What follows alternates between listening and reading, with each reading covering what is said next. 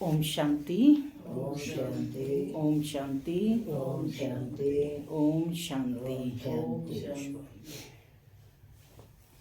आज 18 जनवरी 2024 बाबा का अव्यक्ति दिवस है। स्मृति दिवस के रूप में हम जिसे मनाते हैं, यानी पिताश्री की पुण्य स्मृति दिवस है आज।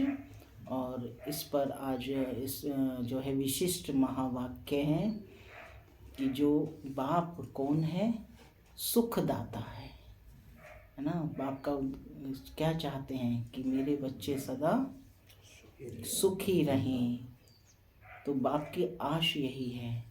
और बच्चे कैसे हैं, जो बाप की आश को पूर्ण करने वाले हैं। लायक बनकर क्या बनेंगे, स्वर्ग के मालिक बनेंगे। तो सुनते हैं आज के मधुर महावाक्य। बाबा कहते, पिताश्री के पुण्य स्मृति दिवस पर सुनाने के लिए बाप दादा के मधुर महावाक्य। बाबा कहते, मीठे बच्चे, बाप की दिल अंदर बच्चों को सदा सुखी बनाने की फर्स्ट क्लास आश रहती है। बाप यही चाहते हैं कि मेरे बच्चे लायक बन स्वर्ग के मालिक बने।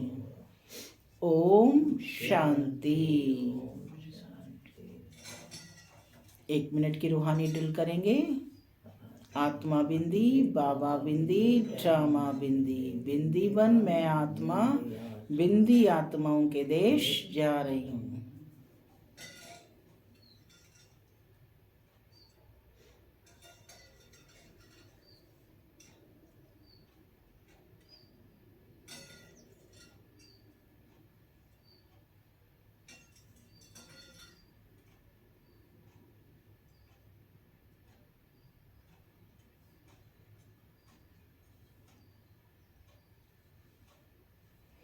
ओम शांति। ओम शांति। बच्चे जानते हैं कि अभी भगवान सम्मुख बैठकर हमको ज्ञान के गीत सुनाते हैं, वह ज्ञान की डांस कराते हैं। इस ज्ञान डांस से तुम देवताओं मुआफिक सदा सुखी और हर्षित रहेंगे। भगवान को ही बेहद का बाप, विश्व का रचयिता कहा जाता है। आत्मा समझती है बाबा हमारे लिए स्वर्ग की सौगात लाए हैं। क्या लाए हैं बाबा? स्वर्ग। वही रचयिता है। स्वर्ग का मालिक बनाने के लिए राजयोग सिखाते हैं। कहते हैं बाप को और विश्व के मालिक बने को याद करो। बाप बेहद का मालिक है तो जरूर बेहद की बड़ी दुनिया ही रचेंगे। तुम बच्चों के लिए सारी विश्व ही घर है, अर्थात पार्ट बजाने का स्थान है। सारा विश्व ही क्या है? पार्ट बजाने का स्थान है। बेहद का बाप आकर के बेहद का विश्व अथवा घर बनाते हैं, वह है स्वर्ग। तो ऐसे बाप का बच्चों को कितना शुक्रिया मानना चाहिए। विश्व का रचता बाप डायरेक्ट समझा रहे हैं, हम तुमको विश्व का मालिक बनाने आया हूँ। तो तुम्हारा स्वभाव बहुत फर्स्ट क्लास चाहिए। यानी विश्व का मालिक बनाने आए हैं तो तुम कैसे होने चाहिए कि तुम्हारा स्वभाव बहुत फर्स्ट क्लास होना चाहिए। तुम्हारी चलन ऐसी होनी चाहिए जो सब कहें कि यह तो जैसे देवता है। देवताएं नामी ग्रामी हैं, कहते हैं इनका स्वभाव एकदम देवताई है। बिल्कुल मीठे शांत स्वभाव के हैं। तो ऐसे बच्चों को बाप भी देख खुश होते हैं। बाबा स्वर्ग का मालिक बनाने आते हैं तो तुम्हें कितना मददगार बनना चाहिए। सर्विस में आपे ही लग जाना चाहिए कि कोई कहे हमें नहीं। बाबा कहते सर्विस में आपे ही लग जाना चाहिए। ऐसे नहीं कि मैं थक गया हूँ, फुर्सत नहीं है। समय पर सब काम करने में कल्याण है। यज्ञ सर्विस का इजाफा शिव बाबा देते हैं। बाबा बच्चों की दैवी चलन देखते हैं तो कुर्बान हो जाते हैं। तुम बच्चे इस पढ़ाई से कितनी ऊंच कमाई करते हो। तुम पद्मा पदम पति बनते हो। कितनी ऊंच कमाई करते हो? पद्मा पदम पति बनते हो। बाबा तुम्हें कितना धनवान बनाते हैं। बाप तुमको अखुट खजाने में ऐसा वजन करते हैं जो 21 जन्म साथ रहेगा। वहां दुख का नाम नहीं, कभी अकाली मृत्यु नहीं होगा। मौत से कभी डरेंगे नहीं। यहाँ कितना डरते हैं, रोते हैं, तुमको तो खुशी है। यह पुराना शरीर छोड़ जाए, नई दुनिया में प्रिंस बनेंगे। तुम इस पुरानी दुनिया से ममत्व मिटाते रहो, इस देह को भी भूलते जाओ। हम आत्मा इंडिपेंडेंट हैं, यानी स्वतंत्र है। बस एक बाप के सिवाय और किसी की याद ना आए। जीते जी जैसे कि मौत की अवस्था में रहना है। इस दुनिया से मर गई। कहते भी है ना कि आप मुए मर गई दुनिया। शरीर के भान को उड़ाते रहो, एकांत में बैठ यह अभ्यास करो। बाबा बस अभी हम आपकी गोद में आएगी आए। एक की याद में शरीर का अंत हो, इसको कहा जाता है एकांत। एकांत किसको कहा जाता है? एक की याद में शरीर का अंत हो। मीठे बच्चे, तुम जानते हो कि ऐसी ऊंची पढ़ाई पढ़ाने वाला कौन है? ऐसी ऊंची पढ़ाई पढ़ाने वाला कौन है? इस चैतन्य डिब्बी में चैतन्य हीरा बैठा है। इस चैतन्य डिब्बी में चैतन्य हीरा बैठा है। वही सत्य चित्त आनंद स्वरूप है। चैतन्य डिब्बी क्या हुई? ब्रह्मा बाबा हो गए हैं ना। बाबा के अकाल तख्त पर ही चैतन्य हीरा शिव बाबा बैठा है। वही सत्य चित्त आनंद स्वरूप है। सत्य बाप तुम्हें सच्ची सच्ची श्रीमत देते हैं। बाप के बने हो तो कदम कदम श्रीमत पर चलना है, चुप रहना है और पढ़ना है। एक बाप को याद करना है। घड़ी घड़ी इस बैज को देखते रहो तो बाप और वर्षे की याद आएगी। याद से ही तुम जैसे सारे विश्व को शांति देने का दान देते हो। हर एक बच्चे को अपनी प्रजा भी बनानी है। हर एक बच्चा कौन है? राजा बच्चा है। तो बाबा कहते हैं अपनी प्रजा भी बनानी है, वारिस भी बनाने हैं। मुरली कोई भी मिस नहीं करनी चाहिए। बाबा बहुत प्यार से समझाते हैं, मीठे बच्चे अपने आप पर यानी अपने ऊपर रहम करो, कोई अवज्ञा नहीं करो। जो खुशबूदार फूल हैं वह खींचते हैं, जो जैसा है ऐसी सर्च लाइट लेने की कशिश करते हैं। खुशबूदार गुणवान बच्चों को देख प्यार में खुशी में नैन गीले हो जाते हैं। क्या कहा बाबा ने? खुशबूदार गुणवान बच्चों को देख प्यार में खुशी में नैन गीले हो जाते हैं। कुछ तकलीफ होती है तो बाबा सर्च लाइट देते हैं। बाबा समझाते हैं, मीठे बच्चे तुम्हें इस पुरानी दुनिया में भी कोई आश नहीं रखनी है। अब तो एक ही श्रेष्ठ आश रखनी है कि हम तो चले सुख धाम। कहाँ चले हम? कहाँ भी ठहरना नहीं है, देखना नहीं है, आगे बढ़ते जाना है। एक तरफ ही देखते रहो तभी अचल अड़ोल स्थिर अवस्था होगी।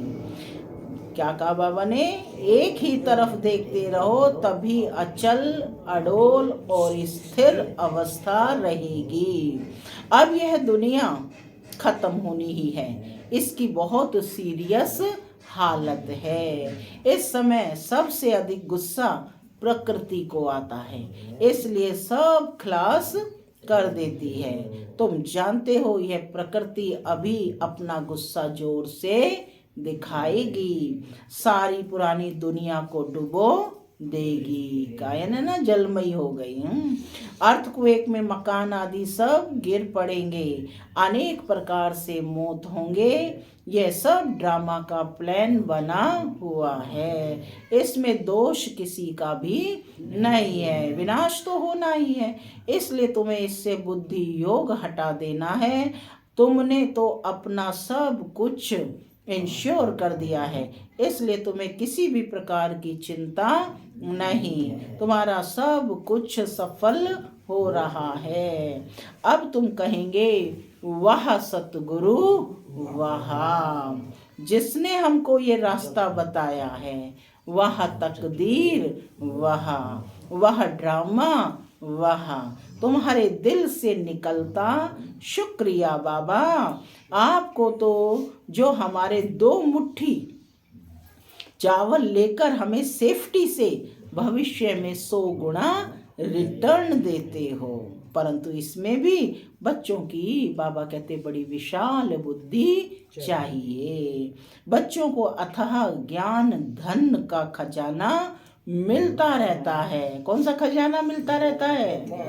अथाह ज्ञान धन का खजाना मिलता रहता तो अपार खुशी होनी चाहिए। बाबा रोज भर भर के अविनाशी रतन दे रहे हैं। जितना हृदय, बाबा कहते, शुद्ध होगा, औरों को भी शुद्ध बनाएंगे। योग की स्थिति से ही हृदय शुद्ध बनता है। तुम बच्चों को योगी बनाने का शौक होना चाहिए। क्या शौक होना चाहिए? खुद भी योगी बनना है और दूसरों को भी बनाना है। अगर देह में मोह है, देह अभिमान रहता है, तो बाबा कहते समझो हमारी अवस्था बहुत कच्ची है। देही अभिमानी बच्चे ही सच्चा डायमंड बनते हैं। इसलिए जितना हो सके देही अभिमानी बनने का अभ्यास करो। बाप को याद करो। बाबा अक्षर सबसे बहुत मीठा है। बाप बड़े प्यार से बच्चों को पलकों पर बिठाकर साथ ले जाएंगे। कैसे ले जाएंगे? पलकों पर बिठाकर साथ ले जाएंगे ना। ऐसे बाप की याद के नशे में चकनाचूर होना चाहिए। बाप को याद करते करते खुशी में ठंडे ठार हो जाना चाहिए। जैसे बाप अपकारियों पर उपकार करते हैं, तुम भी फॉलो फादर, सुखदाई बनो। बाप की दिल अंदर बच्चों को सदा सुखी बनाने की कितनी फर्स्ट क्लास आश रहती है कि बच्चे लायक बन स्वर्ग के मालिक बने। बाप की क्या आश रहती है कि मेरे बच्चे लायक बन स्वर्ग के मालिक बने। तुम बच्चे अभी ड्रामा के राज को भी जानते हो। बाप तुम्हें निराकारी, आकारी और साकारी दुनिया का सब समाचार सुनाते हैं।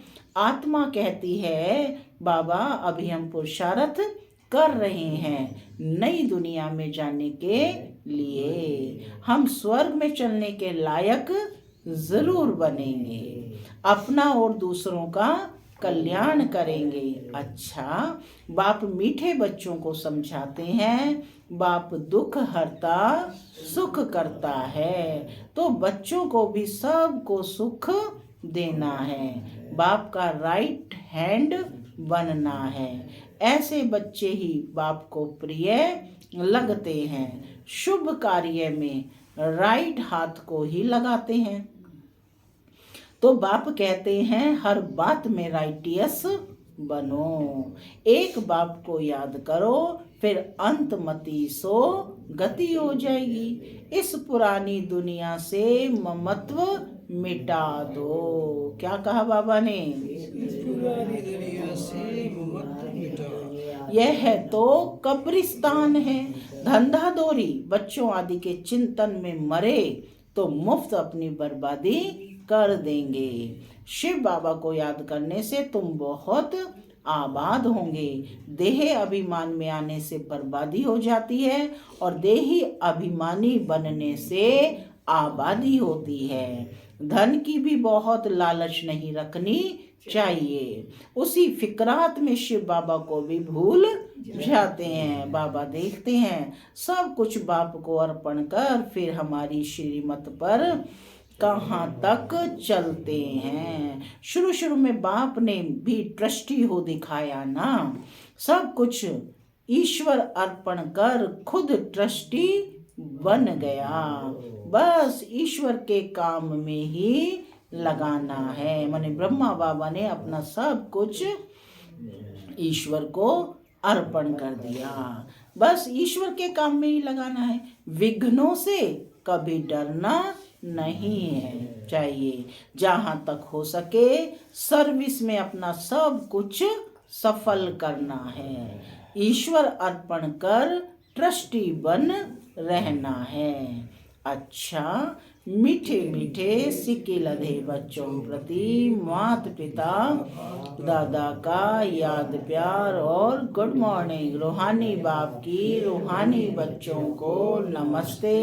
हम रूहानी बच्चों की रूहानी मात पिता दादा को याद प्यार गुड मॉर्निंग और नमस्ते नमस्ते। सदा रहो हंसते और बनो फरिश्ते। अव्यक्त महावाक्य है, रिवाइज है 15/4/74 के हैं। क्या सभी उन्नति की ओर बढ़ते जा रहे हो? सदा लगन में मगन और विघ्न विनाशक। क्या कहा? नोट कर लो पॉइंट। सदा लगन में मग्न और विघ्न विनाशक, ये दोनों निशानियां क्या अनुभव में आ रही हैं? पूछ रहे हैं बाबा। विघ्न विनाशक बनने की बजाय विघ्नों को देख अपनी स्टेज से नीचे तो नहीं आ जाते हो? पूछ रहे हैं क्या अनेक प्रकार के आए हुए तूफान आपकी बुद्धि में तूफान तो पैदा नहीं करते हैं? जैसे कोई के द्वारा तोहफा मिलता है, एग्जाम्पल दे रहे हैं बाबा कि किसी ने आपको तोहफा दिया तो बुद्धि में हलचल नहीं होती है बल्कि उल्लास होता है। इसी प्रकार आए हुए तूफान उल्लास बढ़ाते हैं या हलचल बढ़ाते हैं? हलचल बढ़ाते हैं। पूछ रहे हैं बाबा कि उल्लास बढ़ाते हैं या हलचल बढ़ाते हैं? बताइए। अगर तूफान को तूफान समझा तो हलचल होगी कि इसने मुझे ये क्या कह दिया, है ना, तो हलचल होगी। और तोहफा समझा, वह अनुभव किया तो उससे उल्लास और हिम्मत अधिक बढ़ेगी। यह है चढ़ती कला की निशानी। घबराने की बजाय गहराई में जाकर अनुभव के नए नए रत्न इन परीक्षाओं के सागर से प्राप्त करेंगे। ये तूफान सारे क्या हैं? परीक्षाएं हैं। हार्ड क्वेश्चंस होते हैं ना, डिफिकल्ट क्वेश्चंस, तो कहते हैं नए नए रत्न इन परीक्षाओं के सागर से प्राप्त करेंगे, क्योंकि हलचल के अंदर रत्न समाये हुए हैं। हलचल के अंदर क्या है? रत्न समाये हुए हैं। ऊपर ऊपर से अर्थात बाहर मुखता की दृष्टि और बुद्धि द्वारा देखने से हलचल दिखाई देगी अथवा अनुभव होगी, लेकिन उसी आई हुई बातों को अंतर्मुखी दृष्टि व बुद्धि से देखने से अनेक प्रकार के ज्ञान रत्न अर्थात पॉइंट्स प्राप्त होते हैं। ठीक है ना। क्या कहा कि अंतर्मुखी दृष्टि व बुद्धि से देखने से अनेक प्रकार के ज्ञान रत्न अर्थात पॉइंट्स प्राप्त होंगे। अगर कोई भी बात को देखते या सुनते हुए आश्चर्य अनुभव होता है तो यह भी फाइनल स्टेज नहीं है। ऐसा तो होना नहीं चाहिए। ड्रामा के होने पर अगर ऐसा भी संकल्प उत्पन्न होता है तो इसको भी अंश मात्र की हलचल का रूप कहेंगे। अब तक भी क्यों क्या का क्वेश्चन अगर उठता है तो इसका अर्थ है हलचल। जितना विघ्न आना आवश्यक है उतना विघ्न विनाशक स्थिति में रहना यही हर्षित रहने का साधन है। नथिंग न्यू, यह है फाइनल स्टेज। यदि कोई भी हलचल का कर्तव्य करते हो व पार्ट बजाते हो तो सागर समान ऊपर से हलचल भले ही दिखाई दे रही हो, अर्थात चाहे कर्मेंद्रियों की हलचल में आ रहे हो लेकिन स्थिति नथिंग न्यू की हो। एकाग्र, एक रस, एकांत कैसी हो? एकाग्र, एक रस, एकांत अर्थात एक रचयिता और रचना के अंत को जानने वाले त्रिकालदर्शी की स्टेज पर आराम से शांति की स्टेज पर स्थित हैं या कर्मेंद्रियों की हलचल आंतरिक स्टेज को भी हिला देती है क्या? पूछ रहे हैं बाबा।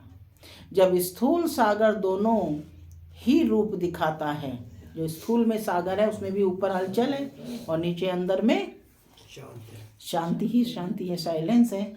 तो कहते हैं कि जब स्थूल सागर दोनों ही रूप दिखाता है तो क्या मास्टर ज्ञान सागर के बच्चे मास्टर ज्ञान सागर ऐसा रूप नहीं दिखा सकते हैं क्या? यह प्रकृति ने पुरुष से कॉपी की है। आप तो पुरुषोत्तम हो। आप कौन हो? पुरुषोत्तम, उत्तम पुरुष। पुरुषों में उत्तम पुरुष आत्मा के लिए आया है। आप तो पुरुषोत्तम हो। जब प्रकृति अपनी क्वालिफिकेशन दिखा सकती है तो क्या वह पुरुषोत्तम नहीं दिखा सकते हैं क्या? उत्तर दो। अभी समय अति की तरफ बढ़ रहा है, सभी तरफ अति दिखाई पड़ रही है। हर चीज की क्या हो रही है? अति हो रही है। अंत की निशानी अति है।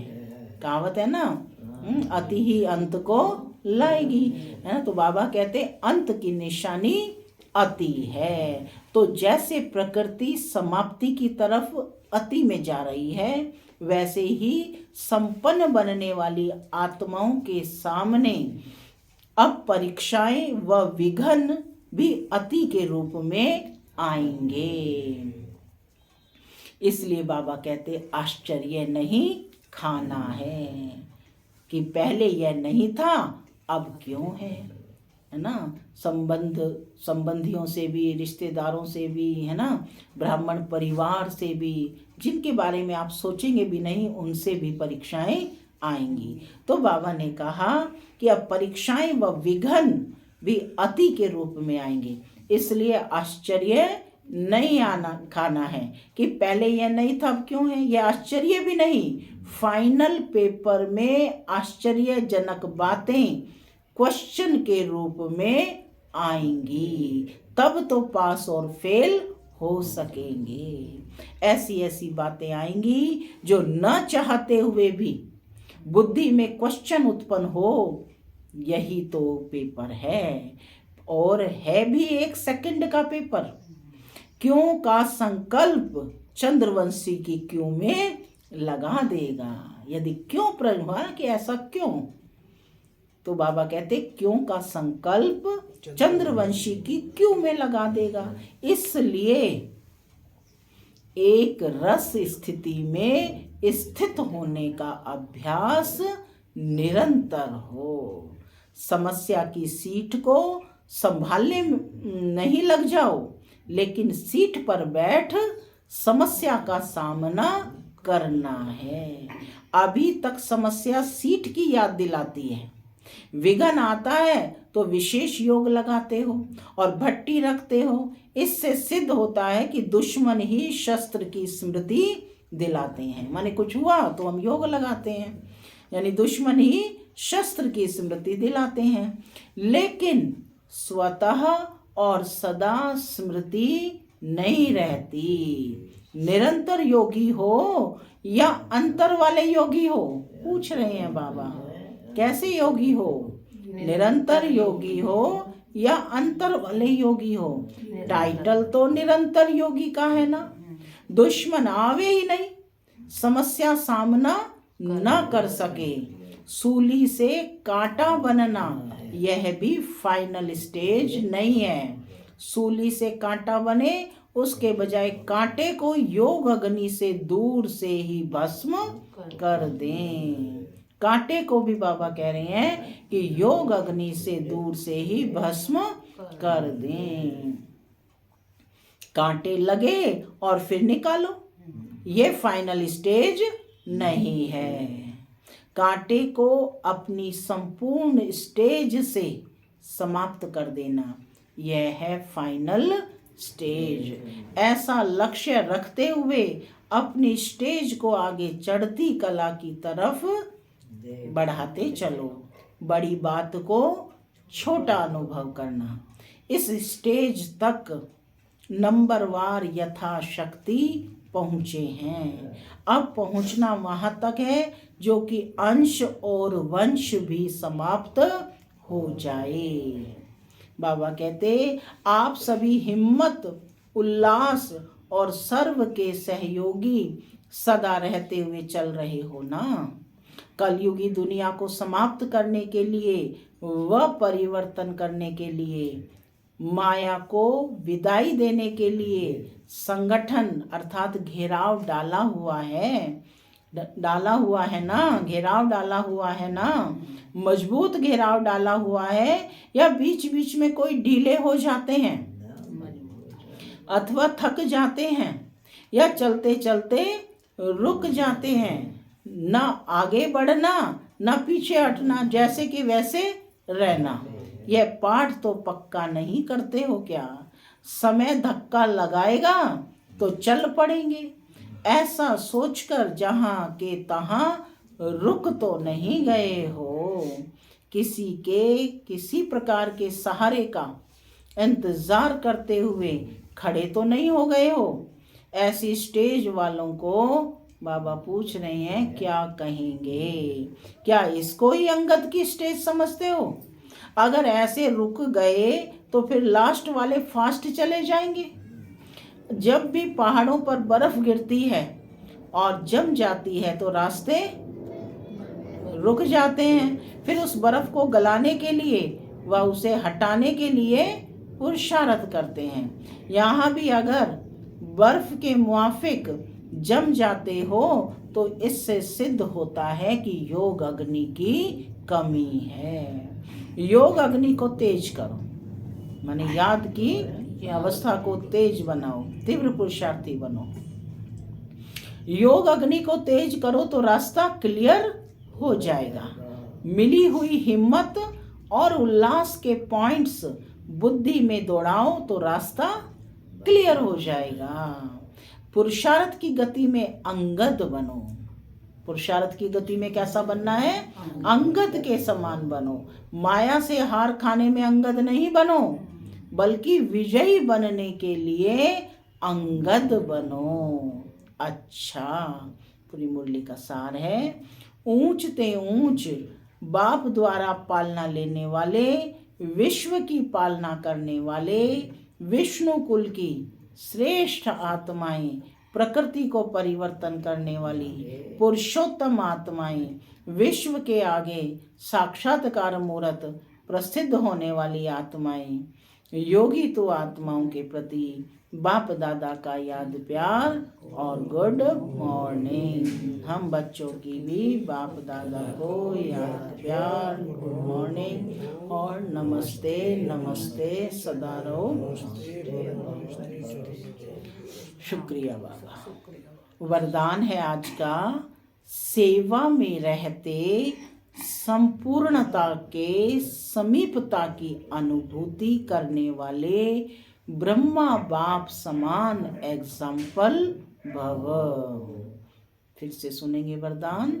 सेवा में रहते संपूर्णता के समीपता की अनुभूति करने वाले ब्रह्मा बाप समान एग्जाम्पल भव। जैसे ब्रह्मा बाप सेवा में रहते, समाचार सुनते एकांतवासी बन जाते थे।